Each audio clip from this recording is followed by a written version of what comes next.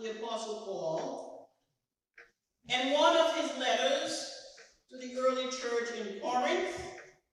From Corinth, we get Corinthians.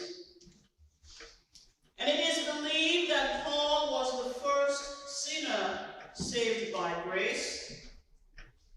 And Jesus, our good Lord, thought it wise to use him as the example for all Christians. Before his name was changed from Saul to Paul, he was a murderer. He was a hater of the Jesus followers. But because of his zest and his affinity for his old religion, God saw it wise to use him. God said, "You will become the apostle to the Gentiles." A Gentile, we know, is anyone who is not of Jewish descent and not from the land of Israel. But in those days, Corinth was a thriving city. The seaports were booming with business. People splurged their wealth, and life was just too good. Life was so good that they continued to build and build. And when we have money, some people just go bigger and bigger.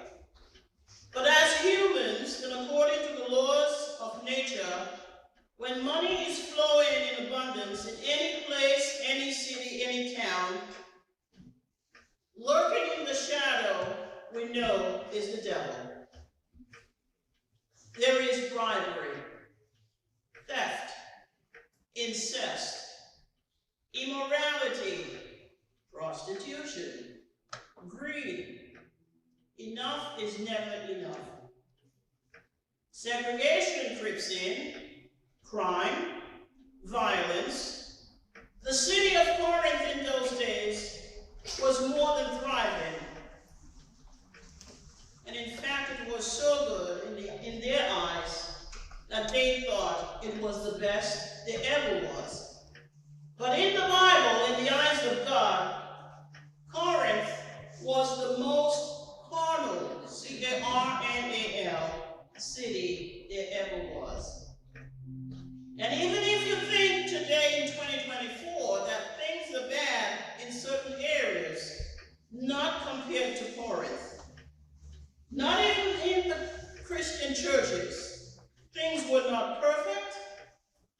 When they had communion, they turned communion into a party. Oh yeah. It was a breakout party in church, even during communion. That's how carnal they was. They took everything to the highest level. And no other city in the Bible were the people as carnal. C-A-R-N-A-L. I hope I'm pronouncing this word correctly. It means they were just bad. They had no morals. And Christian friends, our God whom we serve, he sat high in the heavens, and he looked down on the sins of the people of Corinth, and in their eyes, in his eyes, I should say, God saw filth, lust, L-U-S-T.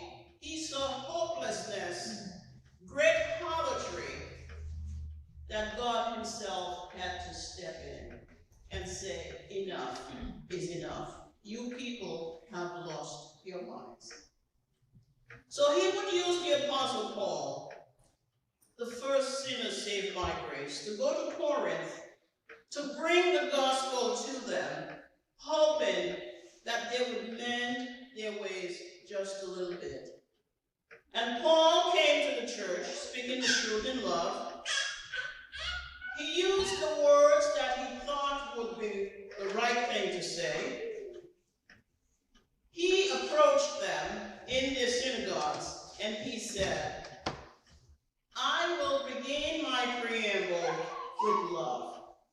I will speak the right oration. I will talk about God in love. And then he began his preamble. He said, I'm going to speak the words of Jesus. But before I speak, I'm going to use myself as the example. Your lives have not What you do is not right in the eyes of God, but today I will bring the love of God to you. He said, no matter who you are, your wealth, you believe in your wealth. You may give all your wealth to the poor, but if you have no love, you are nothing. You might think that you are a super Christian. Do we have any super Christians among us here today? You pay your tithing every week. Every Sunday, you are in church. You know every hymn in the hymn book. But guess what? Paul is saying, if you have no love, you are nothing. You could speak many languages, but if you have no love, you are nothing.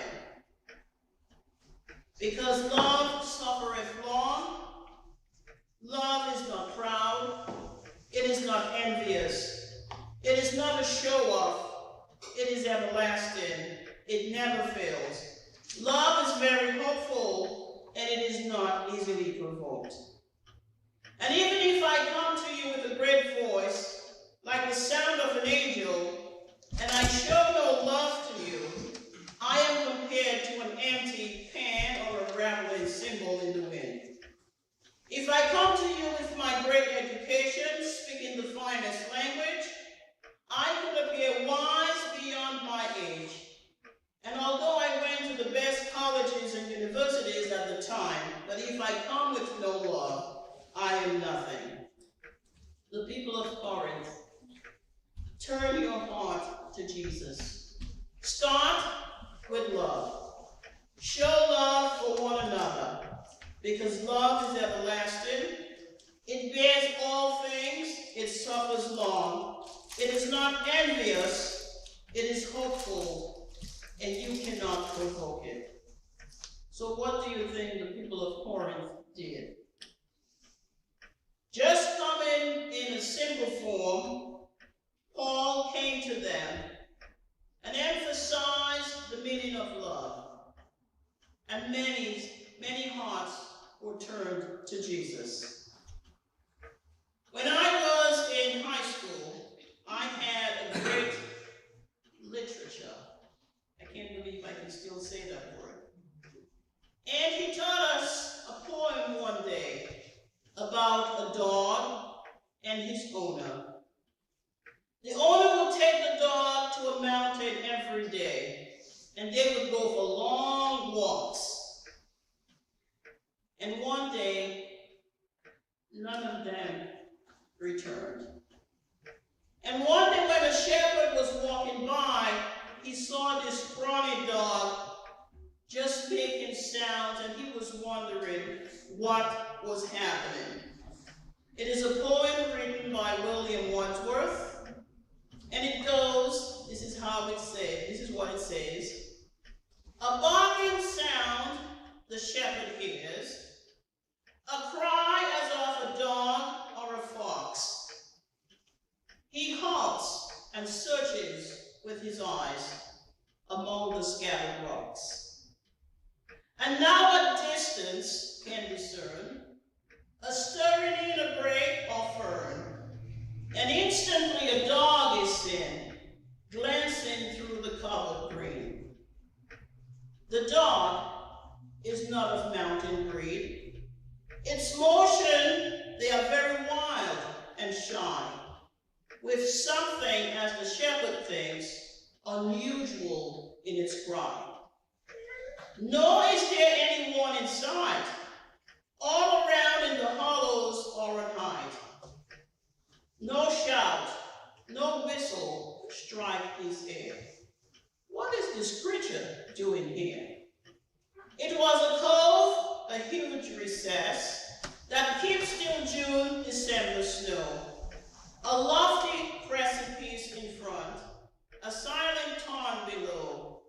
Far in the bosom of Heavenland, that was the town, remote from public road or dwelling, pathway or cultivated land, from trace of human foot or land. Not free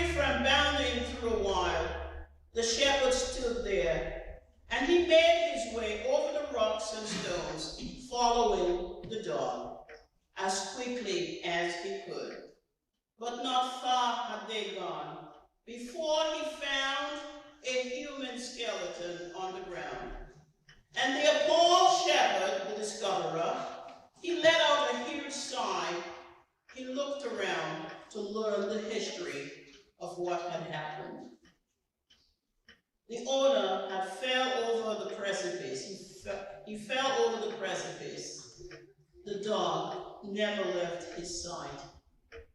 And going for days without food, he just stood and watched over the dead owner until someone came to rescue him. That's the love of a dog for his owner. And today we can take that with us and let us try to live our lives trying to love one another. It is not easy to take somebody's pain and make it your pain, but that's what we are called to do, and it's not always easy. Jesus went to the cross and took the shame, and every time we talk about Jesus going to the cross, we never mention he hung there. He was naked. The scriptures don't really highlight that. And just think, to hang on the cross, beaten and battered, for something you did not do. A dog stood over his owner, even dead, just standing and waiting because of his love.